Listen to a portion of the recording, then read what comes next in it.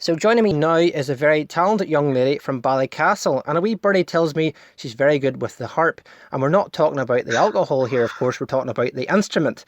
Dara Watson, good evening.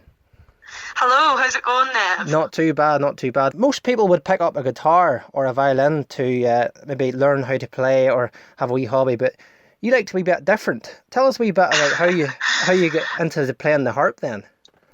Yeah, so I actually started off in the fiddle, and I still play the fiddle, but I actually think it was an evening in the Marine Hotel years ago, and I had seen my harp teacher and her daughter performing in it one night, Maria McGowan. She's a great harpist who also lives in Ballycastle.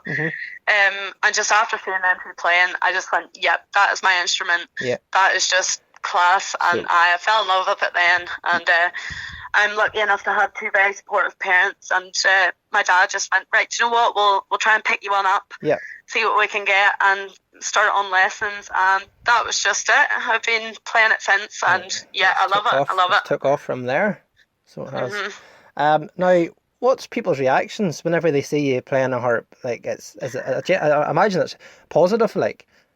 Yeah, I think just the whole look of the instrument, it sort of stops people in their tracks a wee bit, because it isn't something that like people tend to see as often.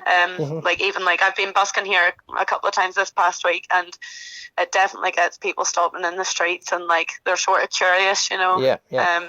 And funny you mentioned the busking there, because that's the video that kind of drew my attention to you, was the video that shared all over Facebook on Sunday. And I think it's got like 1,700 views or something now, is it not? Yeah, it's doing well. Those two guys that I was busking with as well, Dennis and Bart, so they live in Edinburgh too, and they had invited me down, and I had never played with them before or anything, so there was a lot of improvising going on, and it went really well. People seem to really enjoy it, and it's very rewarding, sort of like busking, and like just even like seeing people like smiling and stuff when they're walking past you and like singing along and stuff. Like it's a good feeling. It's a great buzz. It is, yeah, definitely. And like with the Fringe not being on over this year as well, kind of brings back that wee bit of normality that would normally be here in the month of August. Yes, certainly. Yeah. Is there a particular song or a tune that you like playing more than others, or are you just happy to play anything? Oh, I'm sort of happy to play anything. I started off on trad, and I still play a lot of trad now. But I think I'm definitely going more towards like the sort of poppy stuff now too. I think people don't really expect to hear it on the harp as well. They kind of see the harp as quite a classical instrument. Yes. So like playing something that people don't really expect, like I quite like that. Like trying to be like a wee bit different on it, and yeah. Is it not a heavy old thing to be carrying about? It looks like a heavy object to be for a. It is very inconvenient. Like I definitely need to get like a wee set of wheels or something for it that would make my life much easier. But sort of get used to it after a while as well, carting it about. Yeah.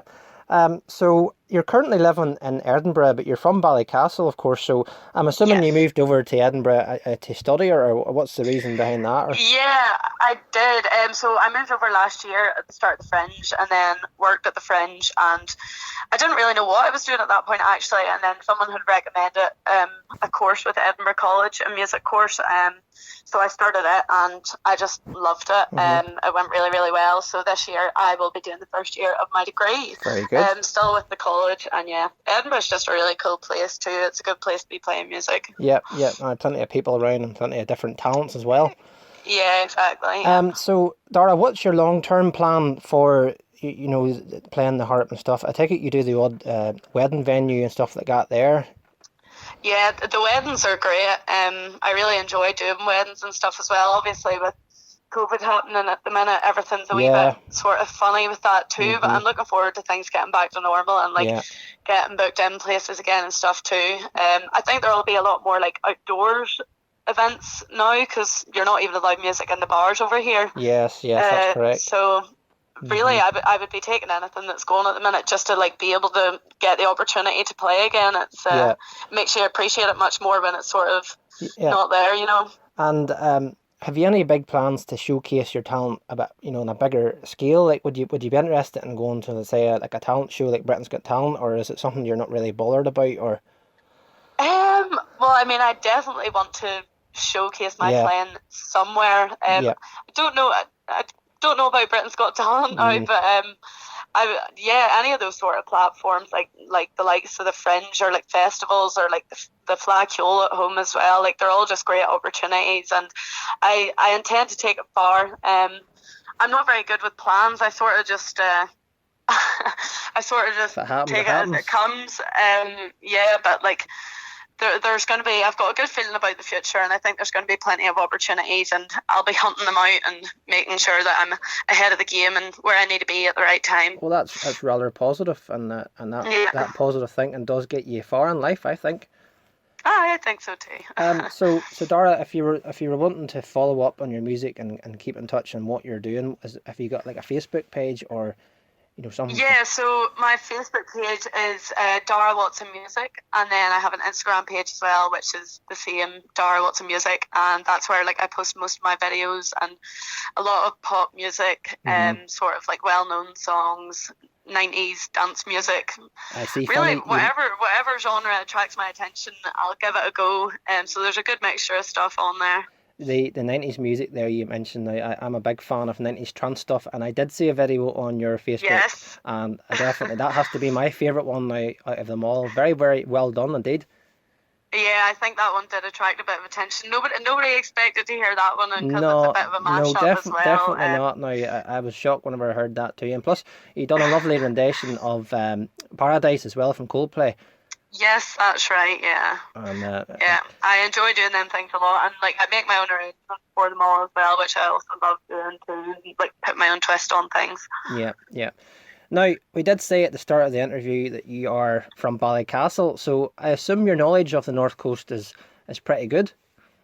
I think so, So? There's always new places to discover though. So. Well, Dara, we're going to put that knowledge to the test with my brand new game that I've put together. Oh dear. And it's called How Well Do You Know the Coast? Okay, hit me. So I'm going to shout out 5 questions here. You've got 60 seconds on the clock, and you have to try and answer as many of them as you can. With you being from Ballycastle, that shouldn't be a problem. Okay, I'm ready. Are you ready to go? Yes, let's go. Right, okay. 60 seconds on the clock. Your time starts now. Okay. Name the famous bridge near Ballintoy. Cargrave Road Bridge. Game of Thrones was filmed in various locations throughout Northern Ireland, but can you name me one famous landmark used in the film? Oh, Ballintoy Harbour and Game of Thrones. Where was the Irish Open held last year? The Royal Portrush. Name 3 things you would buy at the Lammas Fair. Yellow Man, honeycomb, and I don't know, amusement rides. What's the small island near Ballycastle called? What's right? What's the small island near Ballycastle called? Rathman Island.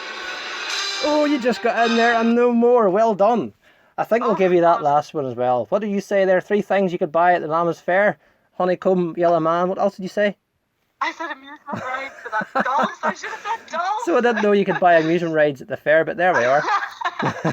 That's a new one for you. On the spot.